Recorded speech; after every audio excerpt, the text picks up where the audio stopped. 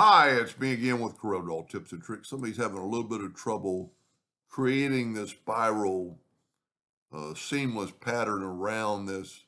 I don't know if seamless pattern, but it's a pretty unique. And if you can see that the line between them that connects them is almost the same thickness. They're trying to follow one of my other videos and they're not having much luck getting it to be right.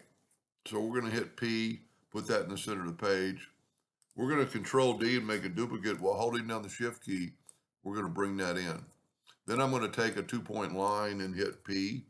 My suggestion is go like 10.05 of a rotation. And then Control D and mirror it. That's going to give your box a little bit more than 20 degrees. Then we're going to take the Smart Fill tool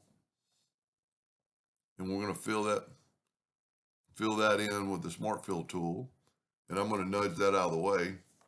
I'm going to left click, right click, and now we're going to make our spiral. The spiral tool is underneath your polygon tool, and you can change the amount of rotation, but I'm just going to draw a spiral.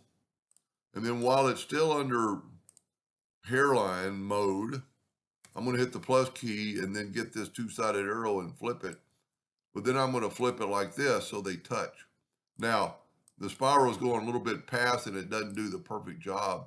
So just take one of them and just move it to the other one where it's, like right on top of the line.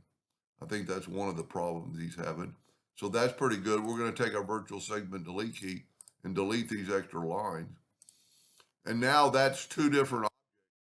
But if we select both of them and go to weld, now we have one object.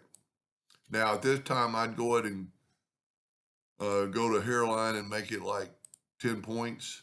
Let's go ahead and make it, well, it doesn't matter right now. I'm going to go to object, convert the outline to an object. We want it in kind of like a hairline mode. And then we're going to put it in this envelope. So we're going to move it a little closer. I'm going to open effects, envelope, go right here to create envelope from and place it in there. Now here's his problem. Well, in just a second, I'm going to shift select to put it in there. I'm going to hit EC and then I'm going to take it and move it over. And if you look,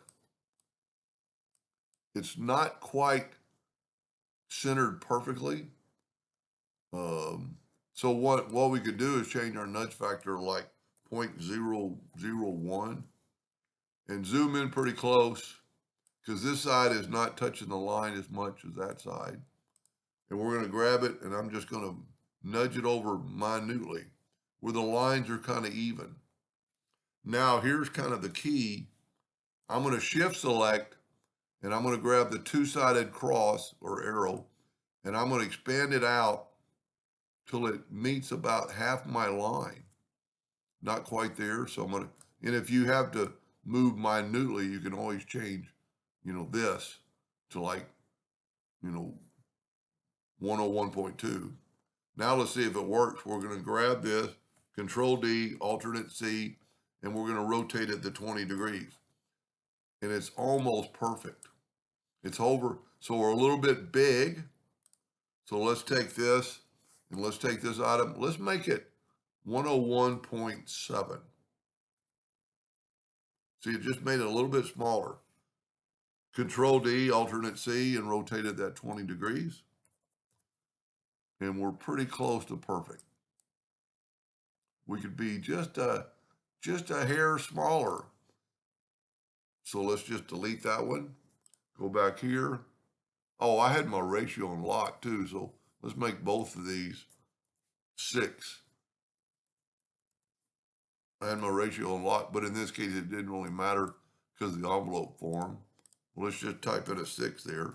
Made it just a smaller little, well, I must have hit 4. Now Control D, Alternate C, and let's rotate it at 20 degrees. And see, that's almost dead perfect. Then we're going to Control D again all the way around. Now, if you take your Alt key and select that line, it'll delete everything. Now let's get this out of the way and just kind of look at that last one. And we're like dead on. And then just take your, let's just delete that. Take all this and let's weld this. And what that did, that put that overlapping line to like that. Now, you could use the Smart Fill tool, but because it's an object, you could just go and make it blue. Then take away the outline to make it, no outline. So it'll, I don't know why, I guess it's really not thick enough to show up very well. Let's make it that turquoise. Yeah, that stands out pretty good. That's a pretty neat, I'm really intrigued when people try something. The only other thing I maybe would have done when I first started doing this, I would have made my corners round. And to do that, just take your spiral tool. Let's just put it up here. Whoop. And this is just a suggestion. Take this, and I would actually go to F12 on your keyboard, and I'm going to make it, I think I made it 8 points. And then go right here to line caps and make it round. That will make that round. Now, it doesn't really matter, but we're going to go to object, convert the outline to an object, and we're going to left click, right click. This might make it a little bit harder to, so I'm going to control D and make a duplicate when we weld this together. But let's just mirror it. And it might work out quite well, because we could just take this and just put it on top of that and then weld that. And then you're going to have those round end caps. We see we're a little bit off, but I would accept that and take my smoothing tool, set on like a 1/2 inch, and grab right there and just smooth that out a little bit. Nobody will ever know, can't really tell. But see, then you got round end caps. When you do that, it's going to be a little bit, I mean, it's personal preference. I think since it's a spiral, the round end caps would help. Anyway, I hope that helped them and understood, and thank you for watching.